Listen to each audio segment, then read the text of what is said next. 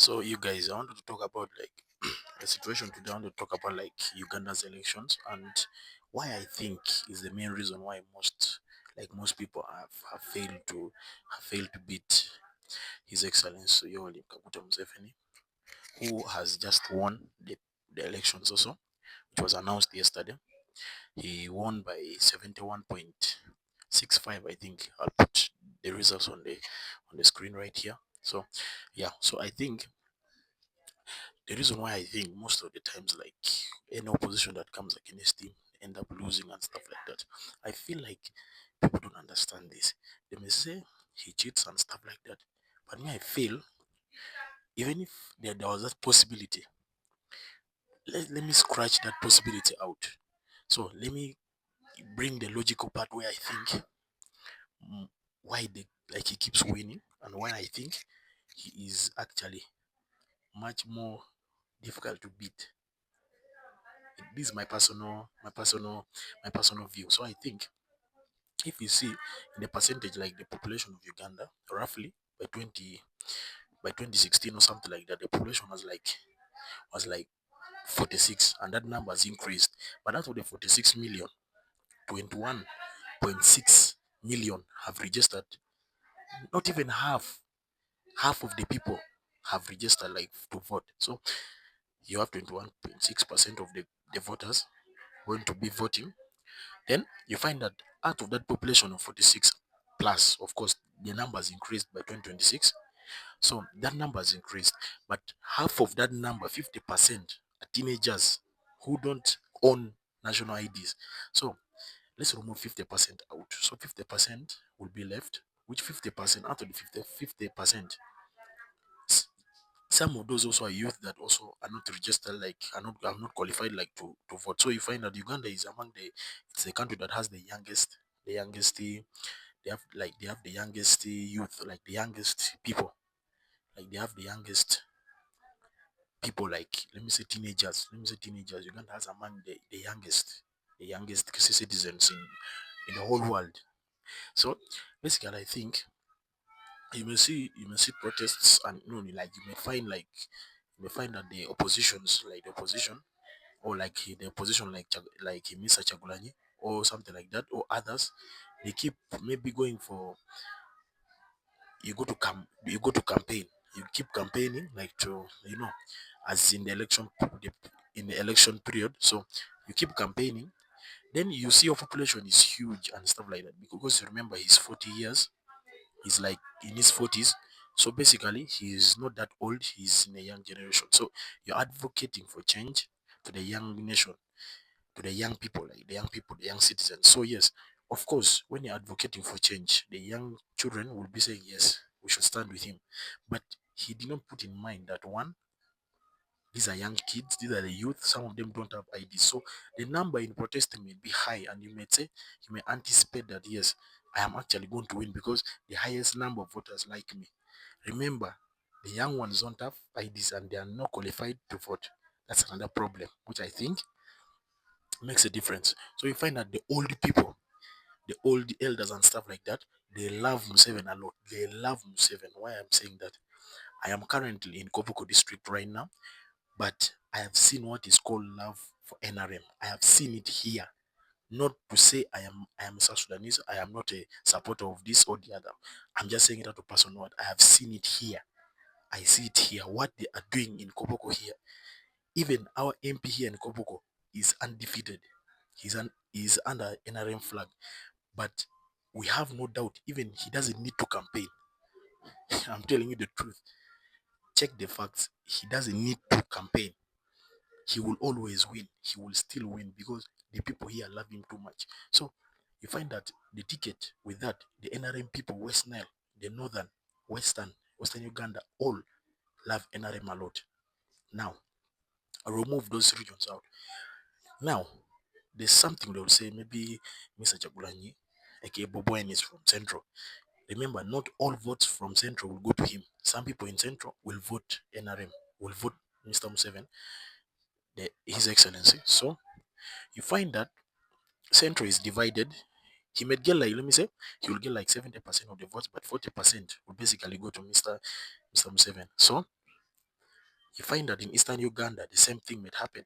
He might get a lot of votes, but a percentage, even if it is 20%, will still go to who?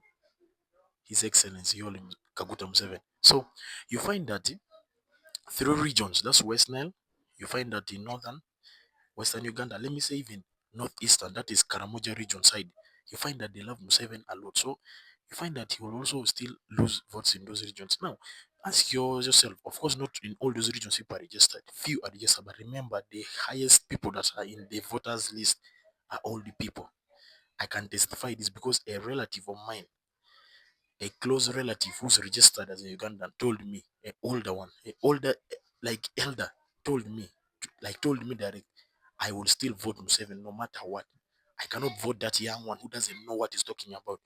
Because it may be like for us the youth, us who are young, who may say that yes, we want change. Okay, for them the Ugandans they want change. What are you trying to change? First of all, what is in Uganda that is lacking? Like the interview I saw of Museveni and Oba in Al Jazeera or CNN, something like that. They asked him that why do you consider yourself a dictator? He said, if a dictator that is voted 6 times, then he's a good dictator. That's a fact. You don't know the meaning of being a dictator because how can you vote a dictator 6 times? No matter how the cost is, or why you cheated or what, you don't know the meaning of a dictator. Because a dictator, if you want to see the real example of a dictator, you go to North Korea, you go to Russia. They are anarcho-communist governments, but that's dictatorship. They tell you what to do, they give you rules to do. But in Uganda, people are free. Our borders of South Sudan are free. You move around and just as long as you have a passport or something to show you to show your identity, you can cross the border. The Kenyan border is free. The Rwandan border is free. The entire Uganda borders are free to move. There's nothing that is showing dictatorship. So this is like to say, what are the other people providing? What are the other candidates coming with? So I think those are things that I feel like personally why the opposition and other candidates keep losing to His Excellency. Because the fact is this 21 point something are registered. And the highest number, all the people, they're not the youth who are running behind him, giving him that hope, that false hope that he's not seeing that his mind is telling him, no, I have won, I've done this and what and this. But I feel like it's the wrong idea. So I feel like as a South Sudanese national, I feel like these guys are not seeing it. And as a person who loves history, I feel like things are just so much difficult to anticipate. So I feel like these guys should need to take time as opposition and other people to take time and maybe analyze and see his weaknesses and see what he can do, what they can do to defeat this guy. But no, as long as you do what, NRM will still keep rolling because the time that you see, you find that most people who know because I saw some clip, like I saw some clip of a lady who was like on NTV, like she was saying that the youth don't know what they are talking about.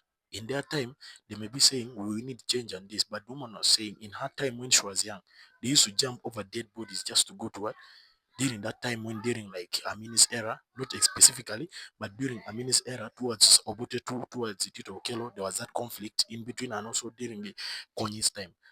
So just know there are some things. Then also another point I can say is that some of the things that people like other people keep voting for Museveni is one because he has left for them a mark. Let me say, Konyi used to be this side of northern Uganda, but Museveni removed Konyi out.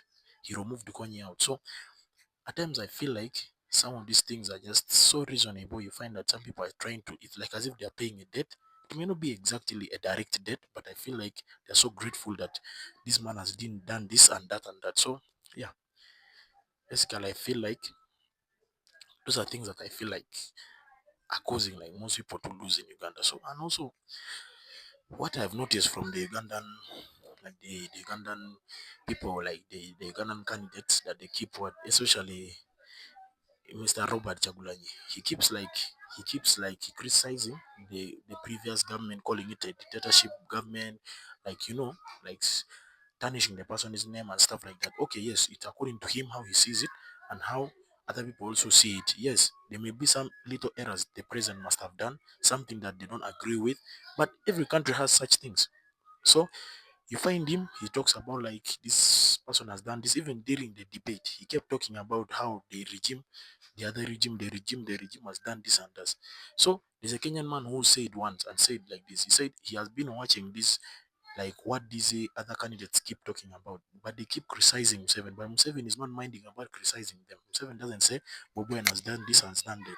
No, he's giving his people manifestos, telling them, I am going to develop this. There's a part I have not finished, education, I am going to develop that part. So you find he's talking about a manifesto, but other people are tarnishing on his name. So you find that Bobo is not telling them his manifesto. It keeps like people even the old ones who say, what is this guy coming with? So you just know. Something I've seen like with the candidates that are campaigning, especially Mubarak, like uh, this is Mugagwa, this guy of Man's Party. He's among the candidates that are contesting like for presidential, like the presidential race. So I heard something from his manifesto was promising guys that he's going to remove Kiswahili as Uganda's national language and bring French. Now he's going to bring French in Uganda. What is relating French and Uganda in any way? Uganda wasn't even colonized by the French. There is nothing connecting Uganda and France. Even France is not the highest importer or exporter between. Like, there's nothing like connecting. There's no relationship. There's nothing that you keep hearing about it. So, some manifestos, not to tarnish, but the fact is this. Those are things that I feel like are just clear win from seven. No doubt. Because what I'm seeing in the manifestos that they keep promising, even other candidates, I have not seen them. I've been here in Koboko waiting for someone to come and like because Museveni came, Buain came, then this Mafabi, Nathan Mafabi came, but he arrived there late at night. So some even didn't appear. You don't even see them contesting. So why are they in the presidential race? Are they there to reduce the votes? Or they're receiving some. So let me leave that for your imagination. But I'm telling you, some manifestos are just they don't make sense. So yeah, I think at times we just have to keep that mind that don't judge and don't say that maybe this guy did that and did and did he cheated and this and you never know because I have seen what is called the love for NRM here in Koboko. I have seen it. I have seen it. Other districts I don't know. So comment and see what it you say. But some things are just worth not being talked about because some of them are just useless. So yeah, something I've realized is that towards the elections, like very many things happen. The internet was shut down like for 4 days. They opened like on Saturday, 17th, like around either 10 or 11 in the night. So I think those were the best 4 days of my life. At least my eyes were a bit not like I'm not on the screen time every time. So that's according to me. Other people were like, we miss the internet, what and what. The only thing I missed were my football matches, stuff like that. But I think those are the best times. I had time to relax. I had to sketch something. I had to draw like some things on mine. So yeah, and concentrate on my art. So I feel like those are the best 4 days of my life, according to me. So then I want to give this as like something that are happening, like some things that happened before even before the elections and what is going to be happening after elections. People were protesting, like rioting. Like in Kampala, I've been seeing the news and stuff, and people are losing their lives. So please stay in your homes and relax. Let it be because if you get involved, you shorten your time. So I think enjoy life and don't get into violence. Protest where necessary, but some things are not worth fighting for because you know you're going to lose your life eventually. So I think those are some of the things that I see that might happen if you do some things.